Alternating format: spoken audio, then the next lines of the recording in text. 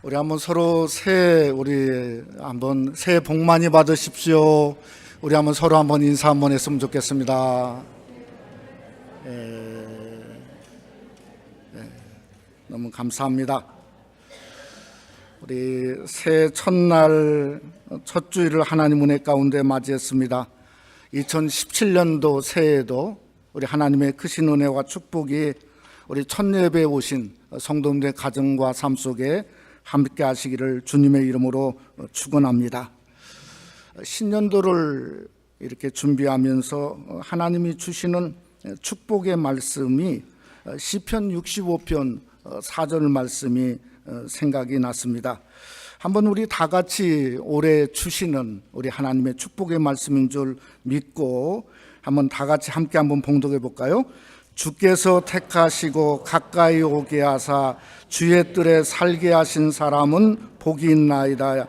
우리가 주의 집 곧 주의 성전의 아름다움으로 만족하리이다. 올해도 우리의 삶 가운데 우리 하나님의 우리를 택하신 복이 여러분에게 넘치시기를 간절히 원합니다. 또 하나님께 가까이 오게 하사, 그것도 우리 마음대로 가까이 올 수 있는 게 아니고 하나님이 복을 주셔야 하나님 앞에 더 가까이 오게 되는 줄 믿습니다. 더 중요한 것은 성전의 아름다움으로 만족하리이다. 저는 신령한 복이라고 생각하죠. 이 성전을 통해서, 새생명 한인교회 성전을 통해서 말씀을 듣고 예배하고 하나님의 아름다움으로 만족하는 귀한 한 해가 되시기를 주님의 이름으로 축원합니다.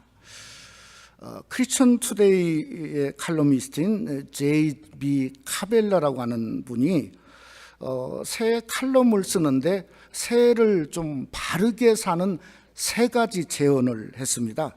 거기 한번 여러분께 한번 소개하고 싶어요. 첫째 뭔가 하면 지난해의 무거운 짐을 내려놓으라. 하나님 우리에게 2017년 새해를 주셨지 않습니까? 왜 새로운 해를 주셨는가? 똑같은 시간이고 똑같은 날인데 그것은 새로운 해, 지난해 무거운 짐을 내려놓으라 이것입니다. 그러니까 히브리서 12장의 말씀처럼 그저 우리 앞에 당한 경주를 경주하며 마치 우리가 날마다 우리 365일을 걸어야 되는데 정말 저와 여러분이 그 당한 경주를 경주하는 것처럼 새로 시작하는 새로운 출발점이 오늘이 되시기를 주님의 이름으로 부탁합니다. 두 번째는 주님께 간구하라는 거예요. 왜 그런가 하면 누구도 미래를 아는 사람이 한 명도 없다는 거죠. 우리 인간은 한치 앞을 내다보지 못한다고 하는 겁니다. 그런데 오직 주님만이 저와 여러분의 미래를 아시기 때문에 우리가 기도할 건 누구죠? 주님께 간구하는 한 해가 되어지기를 원합니다. 세 번째는 그리스도를 따라 복음의 길을 걸어라. 새로운 걸 주시면 새로운 열정이 우리에게 있어야 한다는 거죠. 그래서 주님을 따라가고 주님이 주신 열정과 어떤 선하시고 좋으시고 사랑이 끝이 없으신 우리 주님을 바라보면서 힘차게 복음의 길을 걸어가는 한 해가 될 수 있기를 원합니다. 그래서 무거운 걸 내려놓고 간구하고 복음의 길을 걸을 때 올 한 해가 넘치는 복으로 여러분에게 함께 하시기를 주님의 이름으로 축원합니다. 저는 마치 그것이 올해 우리 새생명 한인교회 재단의 표어처럼 올해 표어가 뭐죠? 우리 저기 크게 있죠? 우리 한번 다 같이 함께 한번 읽어볼까요? 시작. 다시 십자가 앞에. 저와 여러분이 다시 십자가 앞에 서고 무릎 꿇고 또 서다 보면 저 배너의 밑에 뭐가 있죠? 수정 같은 보석이 보이지 않습니까? 마치 한쪽은 핑크 색깔이고 한쪽은 블루 색깔인 것을 생각하면서 여자분들은 핑크빛 보석으로, 남자분들은 블루빛 보석으로 하나님 앞에 서는 우리 성도와 교회가 되는 한 해가 될 것이라 하는 생각을 하게 되었습니다. 그래서 오늘 새 첫 시간에 저는 말씀의 제목을 좀 이렇게 정해봤어요. 다시 아버지 앞에. 왜 그런가 하면 우리 하늘 아버지가 저와 여러분, 우리 교회 근본이지 않습니까? 십자가도 아버지 없는 십자가는 생각할 수가 없어요.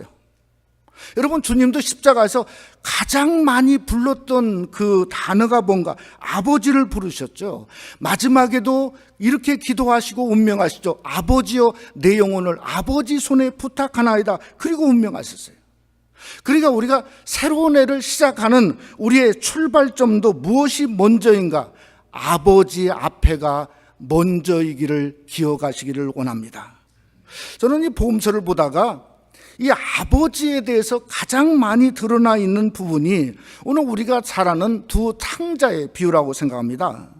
이 탕자 앞에 아버지는 뭘까 생각해 보면 2017년도 저와 여러분 우리가 걸어가야 될 그 길에 모든 답이 바로 여기 있다고 생각해요. 우리가 살면서 아버지 앞에 나아가고 살면서 아버지 십자가 그 아버지를 바라보면서 나아가야 되는데 왜 아버지 앞에 다시금 돌아가야 하는가? 오늘 본문에 보는 내용을 통해서 생각하는 것은 우리 하늘 아버지는 우리에게 셈을 하지 않으신다는 거죠. 왜 셈을 하지 않으시는가? 여러분, 탕자가 아버지 앞에 돌아오는데 신을 신도 없었던 모양이에요. 그래서 신까지 신겨주지 않았습니까? 그러니까 다 잊어버리고 다 그저 망가졌는데 아들을 보자마자 아버지는 모든 것을 전부 다 그저 잊어버리셨어요. 그러면서 하는 말이 20절에 어떤 말이 성경에 기록되었죠? 측은히 여겨 목을 안고 입을 맞췄다. 저는 바로 이분이 하늘 아버지, 우리 아버지인 줄 믿습니다. 그래서 올 한 해도 먼저 그 아버지께 나아가고 그 아버지 앞에 왔을 때 아버지가 우리를 긍휼히 여기시고 또 사랑하시고 입을 맞추시고 함께하는 귀한 은혜가 우리 삶 속에 있어야 한다는 거죠. 그래서 오늘은 탕자의 비유의 이야기가 아닙니다. 오늘은 무슨 얘기냐면 하늘 아버지의 이야기를 새해 첫 주일 첫날에 우리와 함께 하고 싶은 거예요. 그러니까 우리가 아버지 앞에 다시금 서야 되는데 어떤 모습으로? 새 마음, 새 모습, 새로움으로 우리가 다시 한번 말씀을 상고하면서 아버지 앞에 나아가서 우리의 하늘 아버지를 경험하는 귀한 시간이 되시기를 주님의 이름으로 축원합니다. 첫째로 신앙은 은혜의 여정입니다. 우리 지난 한 해에 우리가 잘 아는 웹사이트인 아마존.com에서 참 수많은 물건들을 팔았는데 작년 한 해의 최고의 히트 상품이 뭔가를 보았더니 이 에코닷이라고 하는 이 작은 그 통조림처럼 생긴 이 그런 통인데 그걸 무려 이 에코닷을 몇 개를 팔았냐면 10억 개를 팔았다고 그래요. 한 회사에서 10억 개를 파는 거예요. 근데 그게 뭔가 하면요, 소위 말하는 AI라고 하는 인공지능, 세큐리티나 마찬가지예요. 컴퓨터 비서예요. 이 에코닷을요, 책상 위에 올려놓고 음악을 틀어라 그러면 음악이 나오고, 아니 피자를 오더하면 그저 그 피자가 자동적으로 비서 역할처럼 피자를 오더시키고, 날씨가 어떠냐 물어보면 날씨를 말하고, 심지어 우버 택시에 연결을 하면 우버 택시가 연결돼서 택시를 타고 갈 수 있고, 모든 비즈니스도 이 작은 조그마한 캔 하나에 끝내준다는 거예요. 그게 작년에 최고의 아마존.com의 히트 상품이었다는 겁니다. 그거 제가 생각해 봤어요. 작년은 어떤 해였을까 생각해 보니까 소위 말하는 그 컴퓨터 인공지능 AI가 이 테크놀로지가 다름 아닌 우리의 삶 속에 생활화로 전환점이 되어진 해가 2016년도였다 이렇게 생각을 하게 되었습니다. 여러분, 우리가 잘 아는 대로 오늘 본문에 나오는 탕자는 누구였습니까? 둘째 아들이죠. 아버지의 재산을 갖다가 허랑방탕하고 전부 다 한꺼번에 말아먹지 않았습니까? 그것도 부족해서 돼지가 먹는 쥐염 열매로 나름대로 배를 채우고자 하려고 해도 주지 않았다고 성경은 말하고 있어요. 그러니까 쉽게 말하면 비렁벙이가 된 거예요. 근데 그가 회심하게 된 전환점이 뭐였나? 전환점이 뭐였죠? 아버지였습니까? 참 아버지였으면 얼마나 좋았을까 이렇게 생각이 들어져요. 근데 아버지가 아니었다고요. 여러분 17절에 보니까 스스로 돌이킨 이유가 뭔가 하면 내 아버지 집에는 먹을 것이 많다는 거예요. 풍족하다는 거예요. 그저 많은 일꾼도 먹고 남을 만큼 아버지에게 풍족하다는 거예요. 가만히 좀 생각해 봤습니다. 그랬더니 무슨 생각이 드냐면 아니 이게 나쁘지 않다는 생각이 들어요. 왜 그런가 하면 여호와 하나님은 전능하신 엘샤다의 하나님이죠. 그런데 아브라함에게 나타난 하나님을 보니까 그 하나님은 여호와 이레이셨다고요. 여호와 이레는 뭔가 준비하셔서 베푸시는 하나님이지 않습니까? 그러니까 올 한 해도 여러분 하나님이 우리 삶 속에 준비하셔서 하나님이 여러분의 삶 속에 풍족하도록 넘치도록 주시는 그 풍족의 복을 여러분에게 받으시기를 주님의 이름으로 축원합니다. 근데 문제는 그것으로만 만족하면 안 된다는 거죠. 뭔가 터닝 포인트가 있어야 된다고 하는 거 아니겠어요? 둘째 아들은 아버지의 양식을 원해서 아버지 집으로 갔는데 그저 10절 말씀에 보니까 아버지 앞에 죄를 짓고 하는 말이 나를 품꾼의 하나로 삼아주소 하고 갔는데 아버지는 그 아들을 품꾼으로 삼았습니까? 아니죠. 다시 아들로 삼았다는 거죠. 그러니까 무슨 전환점이 오냐면 양식만 풍족한 게 아니라 이 탕자의 전환점은 은혜도 풍족함을 경험했다는 거죠. 그러니까 올 한 해 우리가 어떤 모양 어떤 형편, 때로는 비록 우리가 하나님 앞에 죄 중에 빠졌다 할지라도 우리가 먼저 아버지 앞에가 먼저예요. 왜? 아버지는 풍족하세요. 먹이시고 입히시고 우리가 날마다 일용할 양식을 하나님이 주시는 분이지 않습니까? 그것뿐만 아니라 인자가 풍성하시고 용서하시고 우리를 품어주신 은혜도 풍성하신 분이 누구신가? 하늘 아버지십니다. 여러분, 그러게 이사야 3장 18절은 그러나 여호와께서 기다리시나니 이는 너희에게 은혜를 베풀려 하시며 일어나시리니 이는 너희를 긍휼히 여기려 하심이라. 그러니까 올 한 해도 우리가 하늘 아버지께 날마다 돌아갈 수 있어야 한다는 거죠.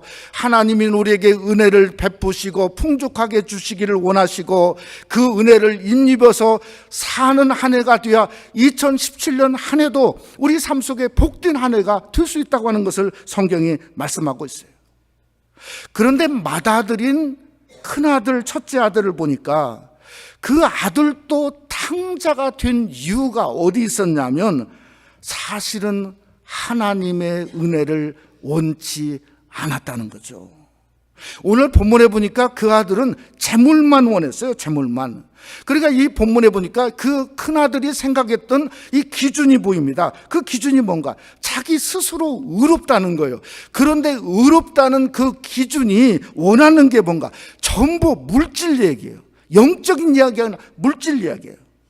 오늘 3절 말씀에 보니까 그 큰아들이 아버지에게 이렇게 말합니다. 뭐라고 말하냐면 아버지의 살림을 창녀들과 함께 삼켜버린 이 아들이 돌아오매 이를 위하여 살찐 송아지를 잡으셨나이다. 아니, 자기 동생을 동생이라고 불려야지 뭐라고 불렀죠? 이 아들이 돌아오매. 그리고 얼마나 무섭습니까? 아버지의 살림을 창녀들과 함께 삼켜버린 이 아들이 돌아오매. 그러니까 의롭다고 하는 정죄가 거기서 품어져 나오는 말이 참 차갑고 무서운 거죠. 근데 아버지는 어땠어요? 이 탕자였던 그저 둘째 아들을 보는 순간 그동안 소원하고 재산 전부 다 잊어버렸어요. 그래서 품어주고 용서해줬어요. 그런데 정말 맏아들을 보니까 어쩌면은 그 맏아들의 기준이 하늘 아버지보다 더 의롭다 이 말이에요. 스스로 옳은 거죠. 그래서 그 맏아들이 가졌던 물질관이나 스스로 의로움 때문에 그와 함께 있던 아버지라고 하는 하늘의 기쁨을 경험하지 못하고 삼켜버린 불행한 삶이 되고 있었다는 걸 성경이 말씀하고 있는 것입니다. 여러분, 우리도 올해 저는 어쩌면 우리가 신앙인으로서만 얘기합니다. 두 가지 길을 걸을 수 있을 거라고 생각해요. 뭔가 우리가 신앙길을 걷다 보면 자칫하면 내가 의롭다는 생각을 합니다. 의가 둘러싸여져서 우리도 걸어갈 겁니다. 근데 마치 그 모습이 큰아들처럼 되면 안 된다는 거죠. 큰아들처럼 뭔가 도덕적인 삶, 의로운 길을 걸어가기는 하지만 근데 그것도 참 좋게는 보여. 왜 그런가? 실상은 남보다도 좀 의롭게 보여지거든요. 그런데 의롭게 보여지는, 조금 의롭게 보여지는 것 때문에 아버지를 놓치죠. 아버지 은혜를 망각하죠. 아버지를 멸시하죠. 아버지가 얼마나 많은 걸 갖고 있다고 하는 풍성한 은혜를 놓쳐버리는 나름대로 불행한 길을 걸을 수 있다고 하는 거 아니겠어요? 근데 두 번째는 어떤 길이냐면 우리 자아를 발견하는 길이에요. 마치 둘째 아들 탕자처럼 자기 모습을 보는 길이죠. 내가 이러다가는 굶어 죽겠다는 걸 깨닫는 겁니다. 이러다가는 정말 큰일 나겠다. 내가 이러다가는 하나님께 맞지, 내가 여기서 죽을 것 같은가. 영적인 빈곤을 느끼고 아픔을 느끼고 추하고 더럽고 내가 아버지과 하나님께 죄를 지었다고 하는 어떤 스스로 자아 발견을 하는 길이죠. 우리가 어느 길을 걸어야 되냐면 두 번째 길을 걸어야 돼요. 왜 그런가 하면 두 번째 길에는 아버지를 볼 수 있다는 거예요. 그 아버지가 어떤 분인가를 알 수 있다는 거죠. 개역 한글에 보니까 그 아버지를 어떻게 말하냐면 아직도 상거가 먼데 멀리 있었다는 거죠. 아들이 저 멀리 오고 있는데 그 아들을 문 밖에서 그 아버지가 기다리고 있었다는 거 아니겠습니까? 그러니까 올 한 해 우리가 만나야 될 바로 그 아버지가 이런 분이라는 거죠. 그 아버지를 바라보기 위해서는 저와 여러분이 날마다 추하고 더럽고 하나님 앞에 바로 서지 못한 것을 죄인으로 생각하는 그 길을 걸어가야 다시 아버지 앞에 서는 우리의 모습이 될 수 있다는 겁니다. 그러기에 오늘 1월 1일 첫날 주일날 우리 벽두부터 한번 돌이켜보기를 원합니다. 내가 더럽고 추하다 할지라도 내가 올 한 해 다시금 일어서서 아버지 앞에 서겠다 하는 결심과 결단이 여러분에게 있어야 될 점 있습니다. 그러다 보면 변하는 거예요. 마치 저 보석처럼 변하게 되어져요. 아버지의 참으로 자랑스러운 아들이 되는 것입니다. 로마서 8장 17절은 이렇게 말하죠. 자녀임은 또한 상속자 곧 하나님의 상속자요 그리스도와 함께한 상속자니 우리가 그와 함께 영광을 받기 위하여 고난도 함께 받아야 할 것이라 말씀하고 있습니다.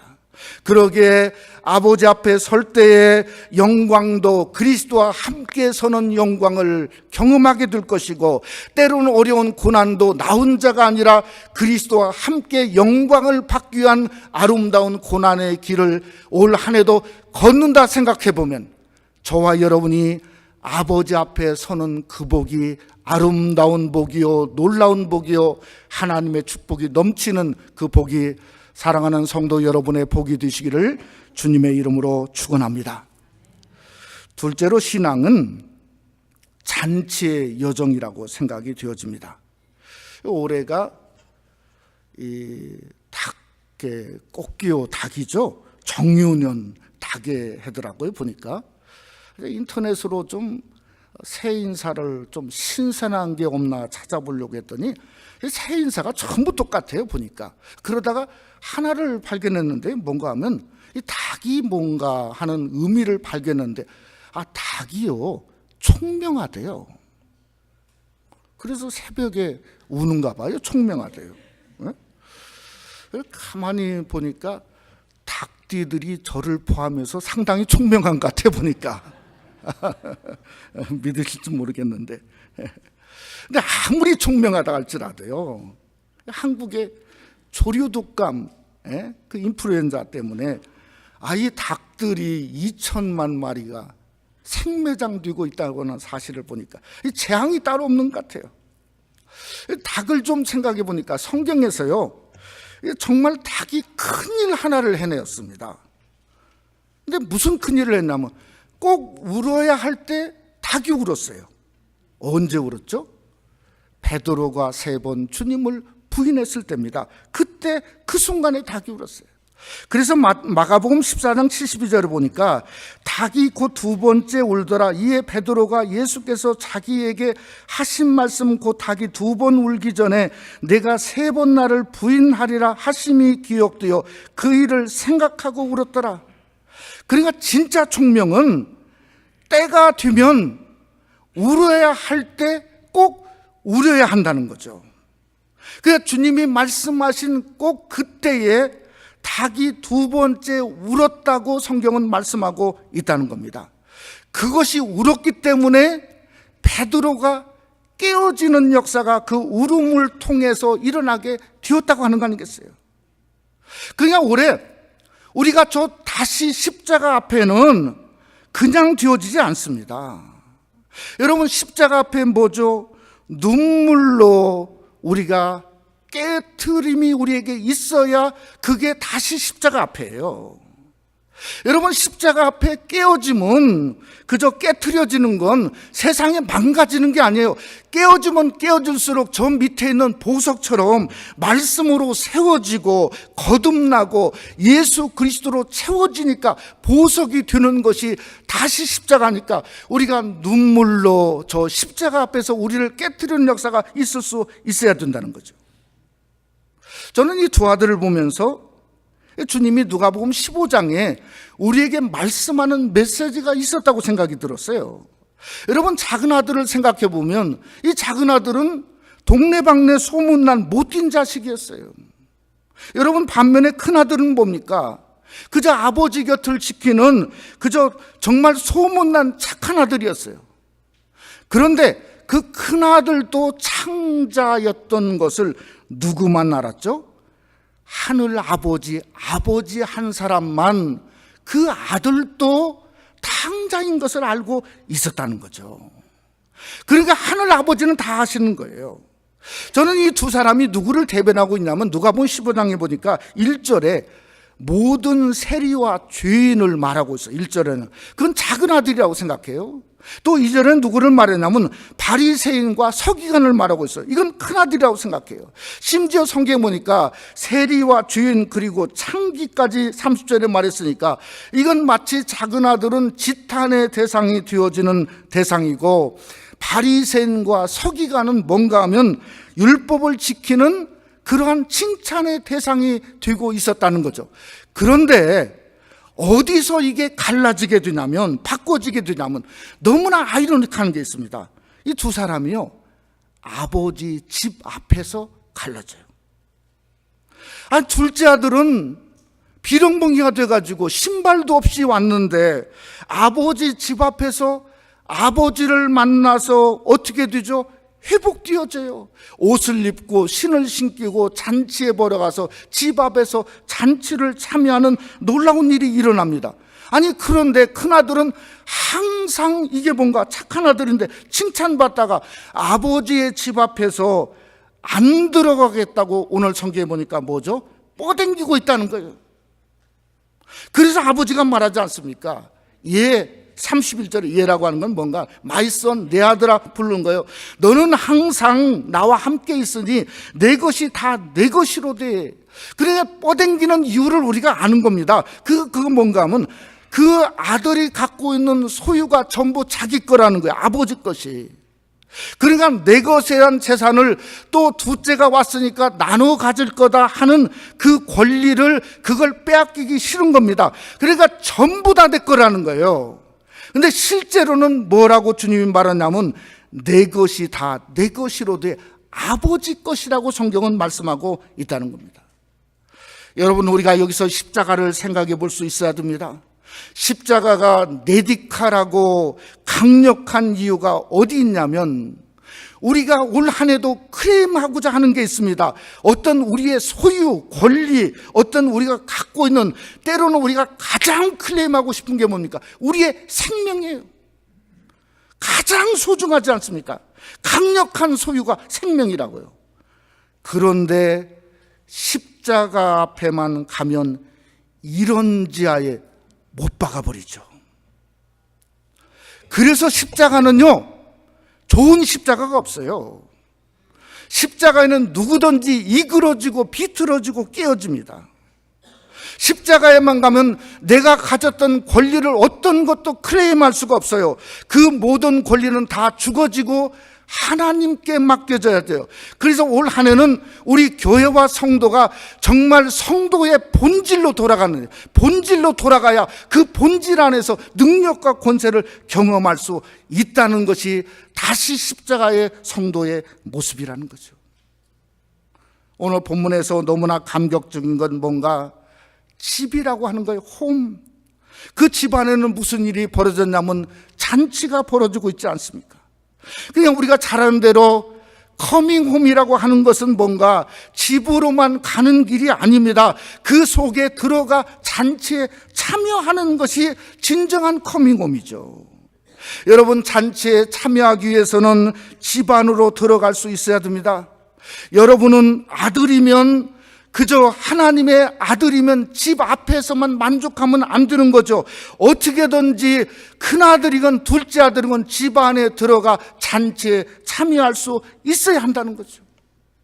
저는 올해 새생명 한인교회 재단이 잔치의 재단이 되어지기를 주님의 이름으로 축원합니다. 그저 돌아온 돌탕만 잔치에 참여하는 것이 아니라 큰아들도 잔치에 참여할 수 있어야 된다고 생각해요. 다시금 아들의 됨을 확인하는 잔치고, 다시금 큰아들이 아버지가 권유하는데 그래도 순종하며 따라 들어가서 마음을 활짝 넓히고 같이 함께 참여하는 잔치가 되어져야 됩니다. 그 잔치는 은혜의 잔치고 축복의 잔치고 하늘 아버지가 베푼 잔치고 천국으로 함께 기뻐하는 바로 그 잔치의 재단이 새생명 한인교회 잔치의 재단이 되어지기를 주님의 이름으로 축원합니다. 누가복음 13장 29절에 이런 말이 있어요. 사람들이 동서남북 사방에서부터 와서 하나님의 나라의 잔치 자리에 앉을 것이라. 우리 교회가 동서남북 사방에서 모여서 우리가 365일 한 걸음 한 걸음 신앙 여정을 걷는데 정말 그 여정이 잔치 신앙이 되어지기를 원합니다. 예배를 기쁨으로 드리고 내 마음속에 왠지 모르는 하늘의 기쁨이 넘쳐나고, 섬김을 통해서도 사명을 통해서도 왠지 모르는 하늘의 기쁨이 넘쳐나게 될 때 365일 동안 잔치하는 아름다움을 통해서 하늘 아버지가 내 아버지인 것을 경험하는 2017년 한 해가 되시기를 주님의 이름으로 부탁을 드립니다. 말씀을 마치고자 합니다. 제가 지난 며칠 전에 아주 참 특별한 신방을 했습니다. 어느 젊은 형제 가정에서 집을 지어놓고 오픈을 하면서 양가의 부모님들을 모시고 또 저희 부부까지 함께 가서 예배를 드리고, 그리고 나서 또 식사를 하고 나서 그 후식으로 이 케이크 나오는데, 제가 지금까지 태어나서 그렇게 아주 맛있고 익사이딩하고 그냥 이게 막 떨리는 마음처럼 막 이렇게 그 궁금한 그 맛을 갖고 있는 케이크는 제가 처음 먹어봤습니다. 여러분도 어떤 케이크인 줄 궁금하시죠? 제가 좀 얘기를 하려고 합니다. 그게 무슨 케이크냐면요, 그 집에 큰 아이를 갖고 둘째 아이를 막 갖게 되었는데, 이게 그 아이가 아들인지 딸인지 이게 정말 그저 임신하고 그 아이를 가지려는 가족이 궁금하지 않습니까? 근데 두 사람도 모르고 아무 가족도 모르는 거예요.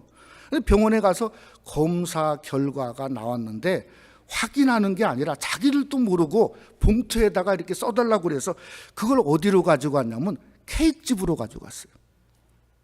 케이크집으로. 자기도 보지도 않고요. 그리고 가서 케이크집으로 가서 뭘 하겠냐면 딸이면 그 속을 핑크 색깔로 하고, 또 아들이면 무슨 색깔로 하라고요? 저 색깔 있잖아요. 블루 색깔로. 블루 색깔로 하고. 그러니까 그 얘기를 듣자마자 이게 양쪽 부모, 저까지 모든 사람이 그 케이크 너무너무 신기한 거예요. 아니 도대체 저 속에 뭐가 있는지, 도대체 무슨 칼라가 있는지, 그냥 그저 칼을 그 부부가 하는데 손이 막 떨더라고. 막 떠는데 이게 정말 들어갈 때마다 그냥 보는 거에 무슨 칼라가 있는지. 근데 참 하나님이 주신 칼라가 나오더라고요. 참 그래서 정말 감사하고 정말 축복하지 않을 수 없고 정말 끝까지 다 먹은 케이크 됐어요. 제가 그러면서 무슨 생각을 해봤냐면, 행복이 무엇일까? 아버지에게 행복이 무엇일까? 있는 거예요. 첫째는 존재예요. 아들. 그 존재죠, 존재. 큰 아들이든 작은 아들이든 존재가 있어야 하는 거죠. 우리 장로님 가족이 이렇게 온 것처럼 존재가 있어야 되는 거죠. 두 번째는 뭔가, 어떤 일이든지 함께 하는 거 아니겠어요? 오늘 전기에 보니까 첫째건 둘째건 간에 그저 그들이 당자건 당자가 아니던 간에 뭐죠? 아들이에요, 아들. 저와 여러분, 우리도 아들이지 않습니까? 그러면 아들이면 아버지 집으로 돌아가는 게 당연하죠. 아들이면 아버지가 베푼 잔치 속에 들어가는 게 당연하지 않습니까? 올 한 해 우리가 365일을 걸어야 됩니다. 어떤 상황, 어떤 길을 걸을지 우리는 아무도 모릅니다. 힘들었을 때도 또 아버지 집에 가야 되겠구나. 일어나서, 때로는 억지로라도 아버지가 있으니까 일어나서 그 속에 들어가야 되겠구나. 이것이 당연한 아들이 걸어가야 될 첫째 아들과 둘째 아들의 길이라고 하는 겁니다. 여러분, 1월 1일 첫날 주일인 것은 뭔가, 이미 잔치를 하나님은 시작하셨어요. 열어놨어요. 우리가 그 앞에 들어왔다고요. 이제는 이 잔치의 마음을 가지고 힘차게 올 한 해도 다시 아버지와 함께 시작하는 복된 한 해가 되어짐으로 말미암아 아버지의 마음을 기쁘시게 하는 귀한 한 해가 되시기를 주님의 이름으로 축원합니다. 우리 한번 기도하겠습니다.